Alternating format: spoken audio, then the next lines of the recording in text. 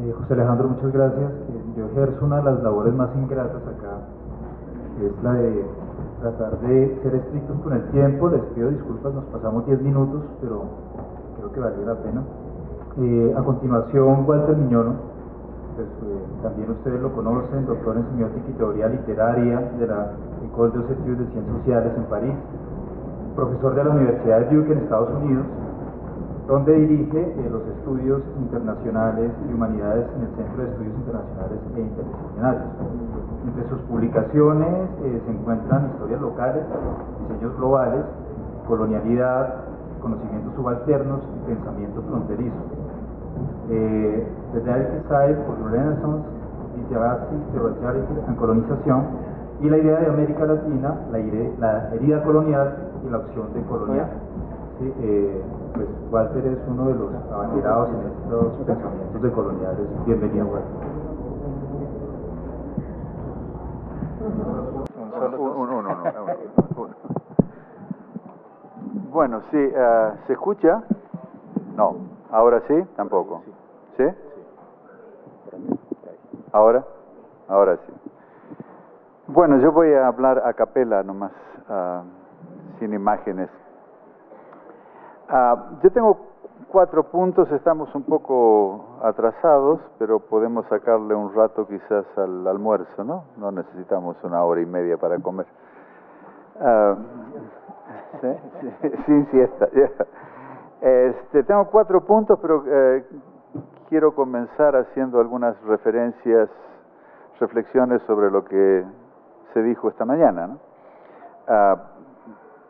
Con el fin de continuar la reflexión de las estéticas descoloniales, que es lo que nos reúne estos días y este mes en Bogotá, donde van a estar las exposiciones. Alex contó una anécdota, dice, ¿cómo se es descolonial? ¿Cómo se puede ser descolonial? Lo cual es una pregunta bien interesante, porque podemos preguntar, ¿y cómo se es católico o cristiano? ¿Cómo se es marxista? ¿Cómo se es sociólogo? ¿Cómo se es psicoanalista? Todas estas preguntas tienen distintas respuestas, pero lo que me interesa es qué tipo de respuesta es la respuesta que corresponde a la descolonialidad, y por eso llamo a la opción descolonial. Cuando hablamos de opción descolonial, y esto es lo importante de la opción descolonial, y como decía Alex esta mañana, recordando lo que habíamos dicho ayer, la opción descolonial no es una misión. Pero lo que tiene, es decir, es una opción que se pone sobre la mesa para aquellos que la quieren habitar. Y hay mucha gente que se siente bien de pronto sabiendo que hay otra opción entre las opciones posibles. Entre las más evidentes hoy, es decir, el neoliberalismo, el cristianismo, el marxismo, etc. Pero la opción descolonial no estaba ahí como una opción. Y al hablar de opción descolonial y decir la opción descolonial no es una misión, ponemos en claro también que todas las otras son opciones. El cristianismo es una opción, el marxismo es una opción, el neoliberalismo es una opción, el islamismo es una opción. Entonces, ¿cómo se es descolonial? Yo no sé, pero también algo que lo dijeron lo dijo Dalida también. Yo creo que es el momento en que nos damos cuenta del lugar que habitamos en la matriz colonial de poder, y cuando nos damos cuenta del lugar que habitamos en la matriz colonial de poder, nos damos cuenta que estamos jerarquizados. Y estamos jerarquizados, voy a hablar luego, por una máquina de producir diferencias. Y en ese momento, cuando tomamos conciencia, esa máquina es la colonialidad, y en ese momento, cuando tomamos conciencia, empezamos no solamente a habitar la colonialidad, ser conscientes de que habitamos la colonialidad, sino tratamos de cómo nos escapamos del panóptico. Yo creo que lo que dijo, mucho interesante que dijo Alejandro, una de las cuestiones que es relevante para lo que voy a decir, es que el panóptico es un buen ejemplo de cómo funciona la matriz colonial de poder. Es un tipo de control pero un tipo de control que está basado sobre la percepción. Y la percepción de todos los sentidos es aquel que Occidente privilegió. Occidente privilegió el ojo sobre todos los sentidos. Por eso la representación para nosotros es tan importante, la denotación, por eso es tan importante, y por eso es tan difícil para nosotros entender el sentir las sensaciones de un aymara o de un quechua, que no tiene el ojo como punto de referencia, sino que tiene otros sentires en relación al mundo que habita, eso que llaman la Pachamama. Ese tipo de relación no está mediada por el ojo es el privilegio, y cuando hablamos de estesis, hablamos de sensaciones, de sentires, de sensaciones. Cuando hablamos de descolonizar la estética para liberar la estesis, queremos decir descolonizar el privilegio del ojo como un organismo sobre el cual se montaron formas de control, entre ellas el panopticon. El segundo punto que quería hacer referencia antes de entrar a mi... no estoy cómodo todavía, y es muy... hablar media hora incómodo, voy a terminar con una... sacrificial, ¿no? El segundo punto que quería hacer, que lo perdí un poco en el movimiento en este momento,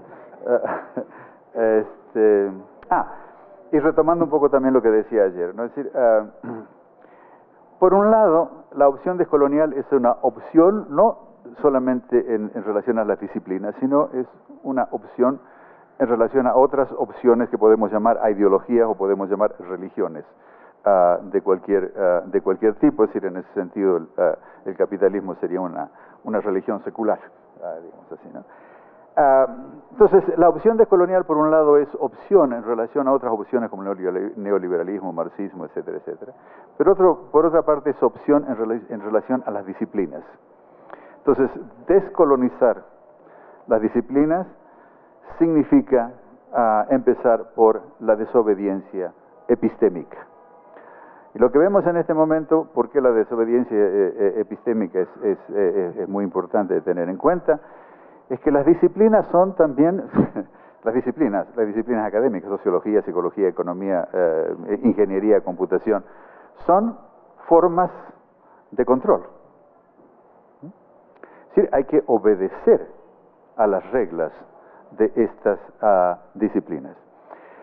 Entonces, la opción descolonial tiene dos tipos de crítica muy fuertes. Una viene de las disciplinas.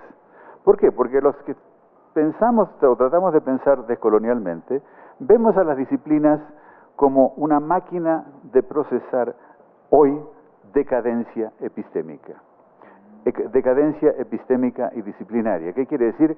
Que las disciplinas se van convirtiendo como fortalezas que cuidan su territorio, como los estados-naciones cuidan su territorio. Entonces, frente a esto, es decir, la desobediencia epistémica es una actitud, digamos así, descolonizadora, ya un acto, digamos, una actitud de descolonización. Y en este panorama nos critican desde la disciplina, y las otras críticas fuertes que se nos hacen son ubicadas muy fácilmente. Vienen de los posmodernos, de la posmodernidad, de la poscolonialidad y de la sacralización de la teoría. Y la sacralización de la teoría nosotros también la vemos como una especie de decadencia epistémica. Es una especie de spinning, de darle vuelta a la rueda y poner el carro delante de los bueyes. Y lo que trata de hacer de la opción descolonial es volver al sentido común, poner el buey delante del carro, que quiere decir lo que nos importan son los problemas y luego vamos a ver cómo nos arreglamos para enfrentarlos a ellos y solucionarlo. Y esto es muy distinto a lo que se dice hoy, estudios interdisciplinarios. Bueno, pero no voy a entrar en esto. Los 4 puntos que forman la presentación de hoy, yo puse así, aquí cine y literatura. No voy a hablar mucho de esto, pero voy a dar un esquema en donde podemos cómo pensar el cine, cómo relacionar el cine y la literatura al pensamiento descolonial. Esto viene en relación a un libro que estoy escribiendo, que estamos escribiendo, porque somos dos, se llama, prácticas literarias, culturas literarias. Culturas literarias y pensamiento descolonial, y al final le voy a decir con esto, ¿no? Pero lo que les voy a contar hoy, lo voy a revisar, que un poco surgió de ayer, pero también de conversaciones, es algo que no está escrito entre los que practicamos esta cuestión de la modernidad, descolonialidad, pero que todos asumimos. Pero quien no está cerca de esta forma de pensar, desconoce un poco cuáles son los fundamentos de esto que llamamos pensamiento descolonial, ¿no? Entonces les voy a hablar un poco, les voy a recordar cuáles son, cómo concebimos la matriz colonial de poder, y podemos empezar con el esquema que mostró Alex esta mañana. Yo lo voy a modificar un poco. Piensen ustedes en un pentágono, en vez de es decir, todos estamos de acuerdo, tenemos distintas maneras de articularlo, pero en un pentágono donde hay, digamos, 5 dominios: el dominio de la economía, el dominio de la autoridad o la política, el dominio de la naturaleza, el dominio del conocimiento y la subjetividad, y el dominio del género y la sexualidad. Estos dominios están todos interrelacionados. Lo que la modernidad nos aconseja es que nos dediquemos a uno de ellos, y dentro de cada uno de ellos que seamos especialistas en las partes específicas. Y al hacerlo, evidentemente nos está constantemente sacando la posibilidad de ver el todo y ver cómo la lógica de la colonialidad funciona. Ahora, la cuestión es cómo estos 5 dominios, y ahí está donde la retórica de la modernidad ejerce su narrativa de progreso, de salvación, etcétera. ¿Cómo están relacionados estos dominios? Y estos dominios están relacionados por lo que llamamos la enunciación, que es una enunciación fundada sobre, básicamente, el patriarcado, la teología cristiana y la secularización de la teología cristiana, es decir, filosofía y la ciencia. O sea que la matriz colonial de poder tiene 2 esferas, o 2 niveles, digamos así: un nivel del enunciado, que es lo que aparece ante nuestros sentidos a través del discurso, y un nivel que no vemos, que es el nivel de la enunciación, donde se controla el conocimiento. Y la lucha en el siglo XXI es por el control de conocimiento, porque si disputamos, si entramos a disputar y entramos en el conflicto solamente en los niveles, en los dominios, y no cuestionamos el lugar donde y las reglas que ejerce el control sobre esos dominios, vamos a perder siempre.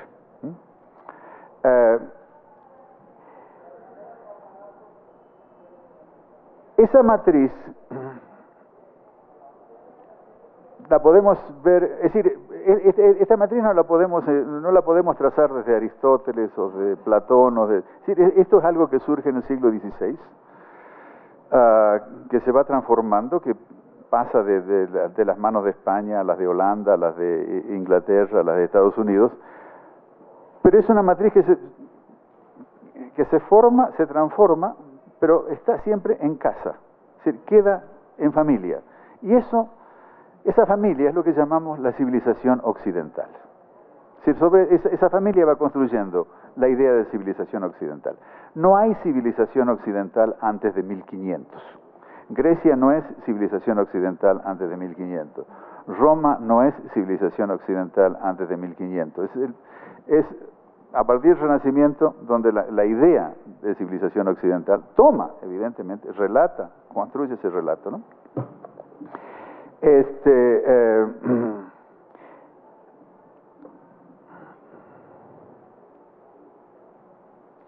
La cuestión entonces, tenemos la matriz colonial de poder a estos 2 niveles, el enunciado y la enunciación. Y lo que es importante, digamos, que se va armando durante 5 siglos y ya vamos a ver al final qué pasa hoy, a partir del 2000, del año 2000, ¿no? Pero antes de llegar al año 2000, veamos un poco el tercer nivel de la matriz, es cómo esa matriz se constituye en una máquina de producir diferencias. Y la única manera de convertirse en una máquina de esas jerarquías, o sea, que esto es lo que está debajo de las jerarquías que mostró Alex esta mañana. Esas jerarquías se van construyendo, ¿por qué? Porque hay una lógica debajo, que está funcionando constantemente, reproduciendo, cambiando, alterando, etcétera. Y eso es lo que analizamos con dos conceptos básicos, muy simples, que son la diferencia imperial y la diferencia colonial. Desde el 1500 la máquina, la matriz colonial de poder es una máquina de producir diferencias coloniales y diferencias imperiales que son fundamentalmente racistas y patriarcalistas. Les doy algunos ejemplos para que entiendan cómo funciona esta producción de diferencias a través de la diferencia colonial y la diferencia imperial. A partir de 1500 se establece una jerarquía fundamental entre, digamos, indios por un lado y africanos por otro. A esto llamamos diferencia colonial en la medida en que estos grupos humanos de distintas maneras son colonizados en el sentido general de la palabra, el sentido general que le damos a la palabra hoy. A pesar de que el incanato y el tlatoanato eran, digamos, eran civilizaciones fuertes, no se consideraron como tales. España no consideró al tlatoanato, al incanato, al mismo nivel que el sultanato otomano. El sultanato otomano tuvo otra jerarquía en las primeras diferencias que se empezaron a construir aquí, ¿no? Tampoco se consideraron al mismo nivel los reinados de África. Entonces, indios y negros, digamos así, fueron considerados como poblaciones incivilizadas, bárbaras, etc. Y eso llamamos la construcción de la diferencia colonial externa. La diferencia colonial externa a Europa. ¿Sí? Seres inferiores que están allá en África, que pasan a América, indios allí, etc. Pero al mismo tiempo, Europa se tiene que enfrentar con el sultanato otomano y evidentemente con la historia del Islam. Y claro, también los otomanos son bárbaros, como se usa el término bárbaro, las casas usan el término bárbaros para los indios, para los negros, para los otomanos. Pero establece una diferencia, ¿por qué? Porque los otomanos son bárbaros, tienen una estructura social, una civilización, llamémosla así, que es necesario considerar, pero son bárbaros porque tienen el Dios equivocado. A esto le llamamos la construcción de la diferencia imperial externa. ¿Sí? El sultanato tiene un nivel considerable, pero no se los puede considerar a los musulmanes de la misma manera, o a los turcos o de la misma manera que los negros. Y esto es muy importante porque esto está reproduciéndose hoy en relación a China y a Japón. Es decir, no son cosas solamente del pasado. Entonces tenemos ahí la semilla, digamos así, de la construcción de la diferencia colonial e imperial externa. Ahora bien, hay otras maneras que la máquina va produciendo diferencias, y una es que en el siglo XVI se produce también la diferencia colonial interna. Y la diferencia colonial interna son los judíos, y son los gitanos, o los roma, como se dice hoy. Los judíos pasan a ser los colonizados, los bárbaros internos a Europa. Y esto es muy importante, porque si ustedes empiezan a pensar cómo funciona la máquina y cómo funciona la máquina, pero cómo la historia se cuenta de otra manera. Porque ¿cómo se cuenta la historia? Es como que la esclavitud es un problema de América y el judaísmo y el holocausto es un problema de Europa. Bueno, no, sí, no. Es decir, no sé si es de Europa o de América, es decir, esclavitud y holocausto están enganchados en la estructura de cómo se va construyendo la matriz colonial de poder, clasificando, controlando, dominando. Y al mismo tiempo que Europa construye la diferencia colonial interna, empieza a construirse ya hacia 1550, 52, 58, la diferencia imperial interna. ¿Y cuál es la diferencia imperial interna? Es cuando Elizabeth II de Inglaterra, que es contemporánea de Felipe II, lanza la leyenda negra, después de haber traducido la brevísima relación de las casas. La leyenda negra es un desprestigio. Es decir, hasta ese momento los ingleses estaban gozando del fruto de los españoles porque los piratas precisamente estaban parando galeones españoles.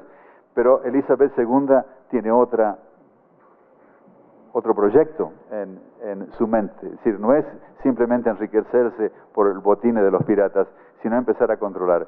Entonces la diferencia imperial interna va denigrando los países, va estableciendo una diferencia imperial interna a Europa con los países del sur. Eso lo vemos en Kant, lo vemos en Hegel y lo vemos en la Unión Europea hoy. La Unión Europea, no nos engañemos, es Francia, Inglaterra y Alemania con una oficina en Bruselas, como para disimular, digamos así, ¿no? Entonces, esto es un poco los tres niveles, digamos así, de cómo se ha constituido, pero cómo sigue funcionando la matriz colonial de poder, y todo esto, un poco como decíamos anoche, y lo decía también Alex esta mañana, hay una analítica del proyecto Modernidad-Colonialidad que, digamos, tenemos que entender cómo funciona la matriz colonial de poder. Es decir, esto es una visión muy amplia, pero después podemos hacer análisis específicos, en la medida en que lo que les estoy diciendo es ya un proyecto decolonial, es ya una conceptualización decolonial. Pero la cuestión no es suficiente con quedarnos en la analítica. La cuestión es cuál es la perspectiva, ¿no? Y antes de entrar en la perspectiva, voy a entrar al cuarto punto, que es entender qué está pasando en el mundo de hoy. Y entender qué está pasando en el mundo de hoy también nos va a ayudar a reflexionar sobre esto de las estéticas decoloniales y cuál es la función que los artistas, museos, etcétera, escuelas de artes, etcétera, los problemas que se van enfrentando, ¿no? Antes debo decirle que los marxistas y los liberales hablan de capitalismo. A los liberales les gusta, a los marxistas no les gusta, pero están de acuerdo ambos que hay algo que se llama capitalismo. Nosotros no hablamos de capitalismo, sino que hablamos de la matriz colonial de poder y de un tipo especial de economía que empezó a surgir en el siglo XVI y que es parte de esa matriz. Es decir, la diferencia entre el siglo XVI y el siglo XXI, que fue por muchas mutaciones, es que en el siglo XVI la economía era parte de la sociedad, en tanto que en el siglo XXI la sociedad es parte de la economía. Esto ha sido un vuelco, y yo creo que esto es muy importante tenerlo en cuenta en los procesos, digamos, de pensamiento, de qué hacemos, cómo pensamos los procesos de descolonización. Muy importante tener. Entonces, hoy lo que está pasando a partir de 2000 es una disputa. Yo dije antes que el control de la matriz colonial de poder había estado en manos de Occidente, o de la civilización occidental. A partir del 2000 más o menos, hay una disputa global por el control de la matriz colonial de poder. Y es en relación a esto que yo anoche decía, básicamente,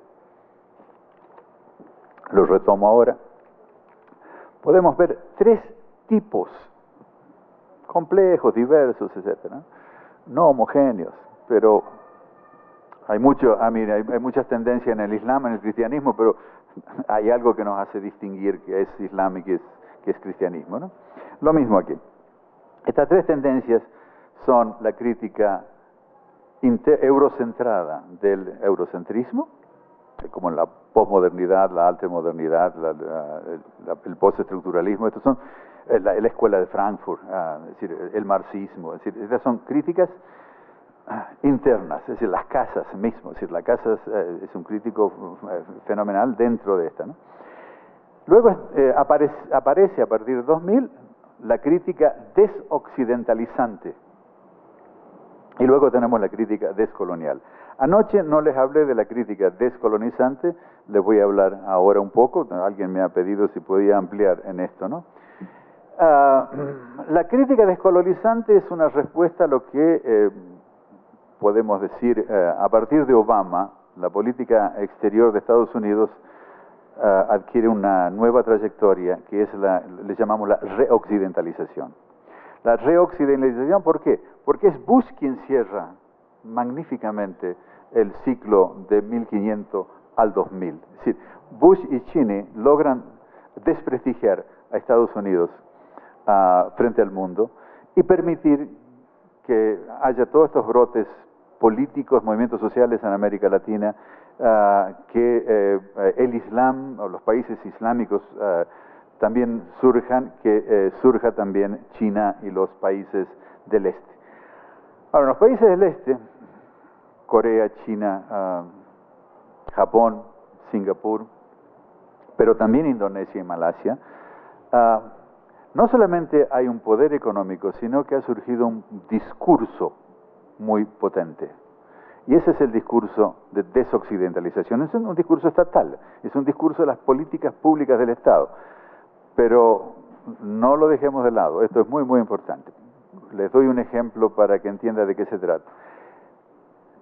China se ha volcado a un nacionalismo confuciano. Entonces los occidentales y los marxistas dicen, bueno, pero mira que se está utilizando a Confucio para, digamos, reforzar el nacionalismo. Pues sí, pues ¿por qué no? Sí, claro, como es la globalización, entonces el Occidente dice, bueno, China se hace nacionalista. Pero claro que al Occidente le conviene la globalización, pero a China no le conviene la globalización. Entonces, el confucianismo empieza a rearticular un discurso estatal.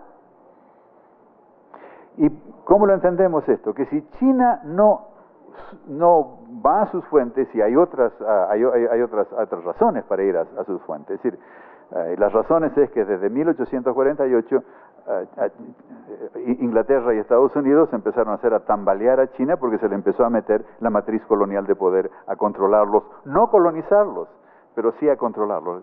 Y ahí está la diferencia entre colonización y colonialidad, ¿no? La colonialidad funciona sin colonias, ¿no? Entonces, hay toda esta cuestión psicológica, digamos así, en el proyecto chino, ¿no? Pero si China no, digamos, el proyecto China estatal no va a Confucio, ¿qué le queda? Le queda ser un capitalismo neoliberal. Y esto no le conviene, porque si es un capitalismo neoliberal, las reglas las dicta Washington y el Fondo Monetario y la Unión Europea. Y si no, ¿qué otra opción tiene? ¿Cuáles son las opciones? El marxismo. Bueno, ya a este momento el Partido Comunista Chino, ya el marxismo no, es decir, Mao ya no es un punto de referencia. Entonces, el confucianismo viene como el arma, digamos así. Entonces, ¿qué estamos viendo? Estamos viendo que tenemos un mundo en donde la economía es compartida, es el mismo tipo de economía de acumulación, de explotación, por digamos, transformaciones de todo tipo en las finanzas, en la tecnología, etcétera, pero el fin último es el desarrollo, es el crecimiento, digamos, económico que justifica la dispensabilidad de las vidas humanas. Entonces tenemos que un mundo con una economía del mismo tipo, pero se está dando la disputa a todos los otros niveles de la matriz colonial. Porque la desoccidentalización está cuestionando el conocimiento, el racismo, las cuestiones de derechos humanos, las decisiones internacionales, etcétera, etcétera. Ahora bien, hay más sobre esto. La nueva izquierda china también apela al confucianismo. El Estado apela al confucianismo y la nueva izquierda china apela al confucianismo. ¿Por qué? Pues que Confucio es parte de su memoria, de su cuerpo, y no es despreciar a Marx o no es despreciar al marxismo, pero el marxismo es algo que para ellos es exterior, es un instrumento. Es un instrumento analítico, pero no es algo que está metido, digamos así, en sus cuerpos, ¿no? Bien, pero hay más todavía. También en Taiwán y en Corea, el discurso de descolonización no le es extraño. ¿Cómo le va a hacer a los coreanos, a los taiwaneses, descolonización extraño? No. Ahora, lo que ellos introducen es un nuevo concepto que es bien interesante, que es la imperialización y la desimperialización. ¿Qué entienden? La imperialización está articulada en un libro de 2002 de un taiwanés, Liu Qing, en un libro que se llama Becoming Japanese. La imperialización es lo siguiente, es decir, que el imperio o las actitudes imperiales no solamente funciona controlando poblaciones allá, sino que tiene que producir subjetividades internamente al Estado que acepten que eso es legítimo. Es decir, en Estados Unidos lo vimos lo estamos viendo con la invasión de Irak y Pakistán. Es decir, esta es la imperialización, la constitución, la creación de sujetos imperiales en la nación. Entonces la desimperialización es una especie de descolonización, pero interna, digamos. La desimperialización sería el trabajo de descolonización en Estados Unidos, lo cual están haciendo los chicanos, las chicanas, los negros, etcétera, etcétera, etcétera. Bien, entonces esto un poco referido a la desoccidentación. Entonces es muy importante tener todo esto en cuenta para entender dónde están las posibilidades, dónde se ubica la opción descolonial. Yo creo que la opción descolonial tenemos que tenerla clara en este momento, que es una opción fuerte en lo que podemos llamar la sociedad política global, que se está constituyendo en este momento. Y en donde el arte, entre comillas, los artistas,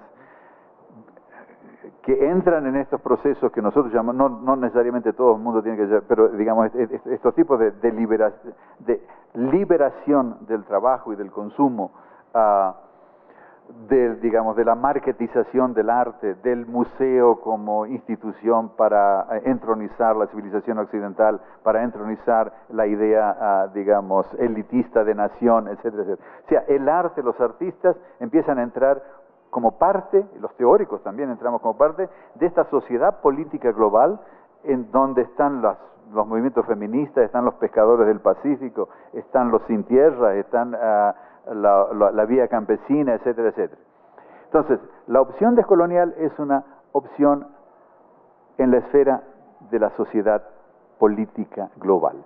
La sociedad política global es una cosa distinta a la sociedad civil. Pues como decía anoche, la sociedad civil es civilizada, vota, va al supermercado, manda a los chicos a la escuela y todo está bien. Y no es que esto está mal, sino que, digamos, dentro de esa sociedad civil hay gente que va al supermercado porque necesita comprar, manda a los chicos a la escuela porque hay que educarlos, vota porque hay que votar, pero además empieza a trabajar en otra dimensión.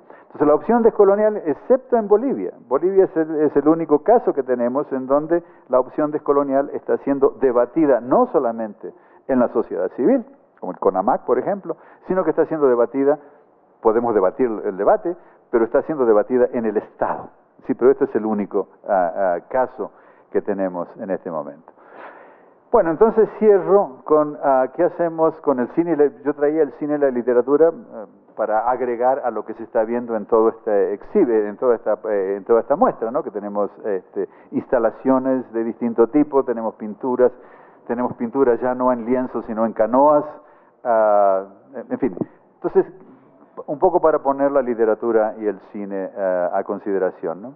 Entonces, lo que es interesante a partir de 1990, etcétera, la relación entre pensamiento descolonial y literatura, es ver la literatura, qué hacen los escritores que en distintas partes del mundo se enfrentan a la intervención occidental.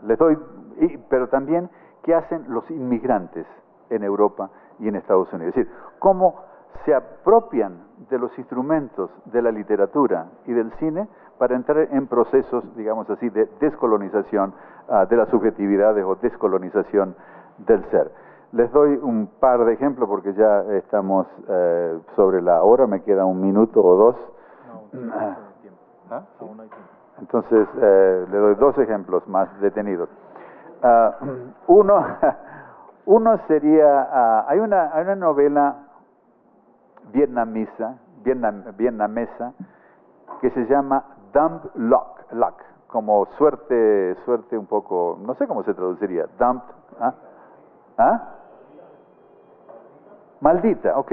No, dumped, sí como, dumb luck, es decir, suerte de mierda, diría yo, para traducirlo al francés. Entonces, esto es bien interesante, una novela de 1924 más o menos. Y es la primera novela que se escribe en francés, porque el francés entra con la colonización francesa de Vietnam, y hasta el momento, es decir, sí, había muchos analfabetos, pero la lengua también era una variedad del chino, etcétera, etcétera, ¿no? Claro, él está leyendo, también lee a Solá, lee a Balzac, lee a Galdós, lee a Swift, etcétera, ¿no? A Dickens, no a Swift. Y entonces termina escribiendo una novela como entre de costumbre y también irónica, paródica, pero es toda una crítica, es decir, usa la novela para una crítica de la sociedad colonizada por Francia y las transformaciones que se han dado en esos 40 años desde que Francia entra a controlar, o sea, que la matriz colonial de poder a través de los franceses entra a desarmar la organización social, estética, etcétera, de los coreanos. Entonces, frente a lo imparable de la intervención francesa, entonces los disidentes, los artistas, los escritores disidentes, ¿cómo usan la novela? Este tipo de manipuleo, de uso, digamos así, de la literatura lo podemos ver, es decir, hoy en Europa hay una literatura inmigrante muy fuerte, y es a través de la literatura donde los inmigrantes pueden ir construyendo comunidades, pueden ir constituyendo su ser, digamos, ese ser que trata de ser colonizado por el Estado que les espera que los inmigrantes se asimilen. La literatura es uno de los instrumentos que le permite a los inmigrantes en Europa y en Estados Unidos construir esas comunidades. Y lo mismo el cine. Si ustedes van a ver la muestra, hay varias películas que pusimos ahí para ver cómo el cine puede responder. Una que le menciono en este momento sería Bamako. Bamako de un director malí hindú, en donde él aprovecha el cine para contar una historia, pero también para construir un juicio en un pueblo, en un pequeño pueblo, donde la gente en el pueblo puede, digamos así, expresar sus opiniones y el pueblo organizarse frente a la intervención, digamos, de las transnacionales, ¿no? Con estos dos ejemplos y para cerrar, la cuestión sería entonces lo siguiente. Decía Alex esta mañana refiriéndose a Castro Gómez, decir, la noción de epistemología del punto cero. Esta es la epistemología moderna. En el pensamiento descolonial, esta posibilidad ya no existe. Es decir, todos habitamos y estamos habitados por la matriz colonial. Cuando nosotros hablamos de la matriz colonial de poder, no somos observadores que la miran desde arriba. Por eso empecé yo diciendo, siguiendo a Alex, es decir, ser consciente de qué lugar habitamos en la matriz colonial de poder. O sea, un poco como The Matrix, ¿no? Es decir, no hay nadie fuera de The Matrix. Una vez que somos conscientes de esto, entonces somos conscientes de cuáles son los terrenos de conflictos que se están dando en los distintos dominios, pero también yo diría que el punto fundamental de lucha, de ataque, es el control del conocer, el control del conocimiento y, por consiguiente, la posibilidad de descolonizar las subjetividades que han sido y siguen siendo controlados por quien controla el conocimiento, puesto que si no se controla el conocimiento, si no se pueden establecer y reproducir jerarquías de inferioridad, ya no es posible dominar, porque no se puede dominar a un igual. Para poder controlar y para dominar es necesario hacerlos inferiores. Y de ahí el concepto fundamental de desenganche, o de linking, desenganche, ¿no? Es decir, el punto fundamental de los procesos de descolonización es salir de las reglas del juego que nos ha, un poco para terminar con tus propias palabras, ¿no? Es decir, la matriz colonial del poder nos ha hecho prisioneros, somos todos prisioneros de esa matriz. La cuestión es el desenganche, la descolonización es un desenganche, un punto de fuga para construir otros mundos paralelos, coexistentes, y ya veremos cómo le hacemos desde ahora para el futuro. Bueno.